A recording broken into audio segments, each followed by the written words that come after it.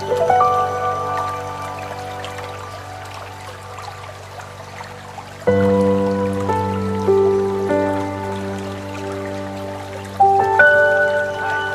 warahmatullahi wabarakatuh, pengguna YouTube dimanapun berada.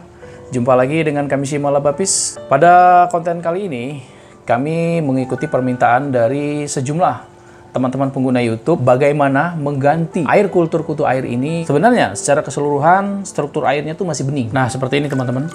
Airnya masih sangat bening ya. Tapi memang usianya itu usia air udah di atas 3 minggu dan sudah banyak seperti ini nih.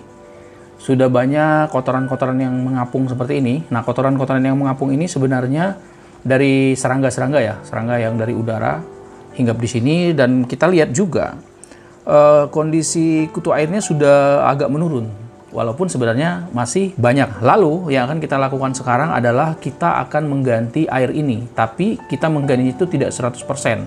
Kita upayakan hanya 25% hingga separuhnya atau 50%. Baik teman-teman semuanya, sebelum kita mengganti air kultur ini, sebenarnya bukan mengganti ya, tapi lebih tepat untuk meremajakan air kultur ini adalah kita bersihkan dulu kotoran-kotoran yang mengapung atau serangga-serangga yang mengapung pada bagian atas bak. Caranya adalah sediakan mangkuk seperti ini teman-teman, yang sudah berisi air dan saringan seperti ini. Kita ambil aja yang bagian atasnya, seperti ini teman-teman. Oke, kemudian kita pindahkan ke sini. Ini cara perawatan bak kultu air ya, teman-teman. Oke. Kenapa kita tidak langsung ganti dengan air yang baru? Wow, jangan, karena air ini sangat berharga. Karena di dalam air ini dia mengandung larva-larva kutu air, sehingga pada saat kita mengganti air atau mengupdate air menjadi lebih baru, itu kita tidak perlu menambahkan starter. Itu kita hanya tambahkan air yang lebih segar, kemudian kita tinggal beri pakan aja setiap hari. Baik teman-teman, kondisi airnya sudah bersih di permukaan.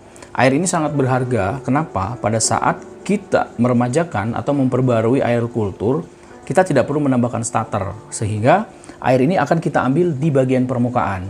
Kira-kira separuh bak lah. Kemudian ada sesuatu hal yang ingin kami sampaikan dengan teman-teman semuanya. Pada saat kita mengkultur kutu air menggunakan metode yang selama ini kami share, yaitu menggunakan pelet tabur, maka di dalam bak kultur air ini kita tidak hanya akan panen kutu air, tapi di bagian bawah nanti kita akan dapat cacing darah. Di dalam bak kultur ini cacing darahnya cukup melimpah. Jadi untuk kebutuhan ikan-ikan cupang setiap hari itu udah cukup banget deh. Kutu air itu pada saat kualitas air sudah menurun, dia sudah jarang berada di dasar.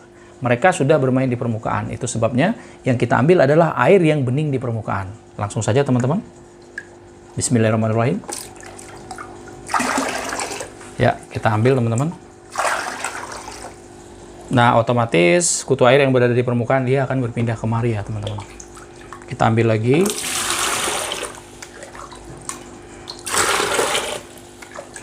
Bahkan jika teman-teman kreatif, satu bak kultur ini, air bening yang kita ambil ini, itu bisa teman-teman kultur ke 3 bak. Gitu loh. Ya, ini untuk jenis Daphnia magna, terlihat sekali banyak yang ikut kutu airnya teman-teman. Tuh.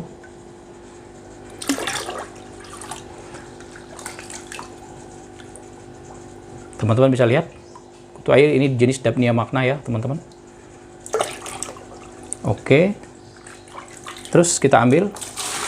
Jadi intinya air yang bening ini kita ambil, jangan dibuang.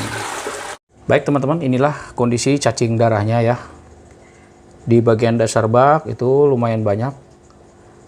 Ya, dia masih ada Daphnia magnanya. Padahal ini udah berusia di atas 3 minggu. Kita panen cacing darah pada saat kita akan mengganti bak kutu air ini. Nah, selanjutnya kita akan ambilin cacing darahnya teman-teman semuanya. Oke. Jadi bagian dasar bak itu tidak kita buang total ya airnya, karena masih ada manfaat yang bisa kita ambil.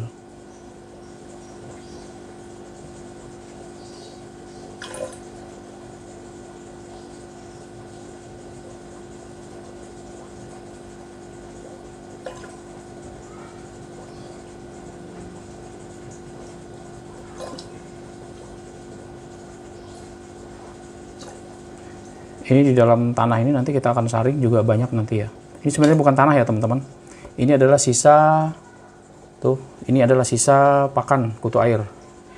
Dan di dalamnya banyak mengandung cacing darah. Baik teman-teman semuanya, air di bagian permukaan sudah kita ambil. Di sini kita dapat 3 box ya. Artinya nanti ketiga box ini kita akan kultur menjadi 3 bak lagi. Jadi 3 bak lagi.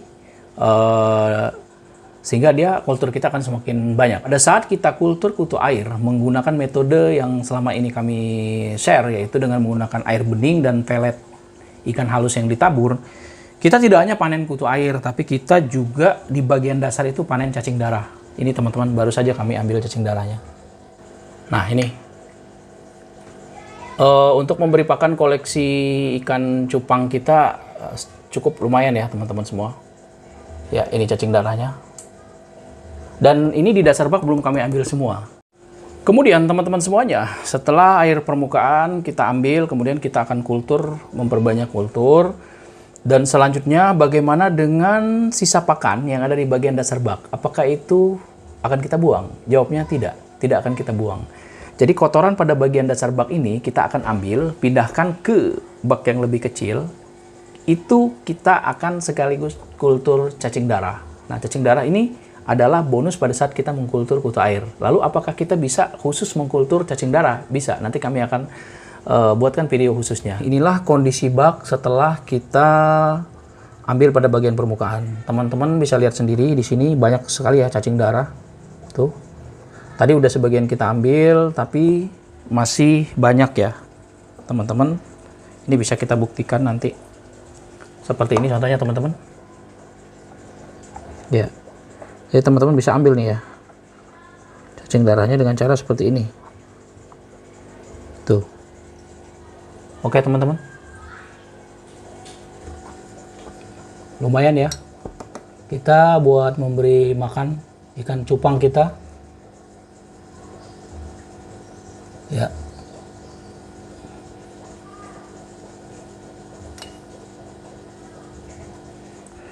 Nah, untuk bagian dasar air bak bekas kultur ini kita jangan dibuang, tapi kita langsung aduk seperti ini teman-teman. Karena air ini juga sangat berharga. Untuk apa? Kita akan mengkultur cacing darah menggunakan air ini. Gitu. Karena sisa-sisa pakan ini dia sudah terbentuk dengan halus, sudah terurai, jadi sudah tidak berbahaya. Dan sisa-sisa pakan ini nanti akan dimanfaatkan oleh cacing darah ini untuk membuat sarangnya. Oleh sebab itu kita tidak akan buang, kita akan ambil dan akan kita pindahkan ke bak yang lain aja ya. Kita ambil dulu, kita simpan dulu di soliter ya, sebelum nanti kita pindahkan ke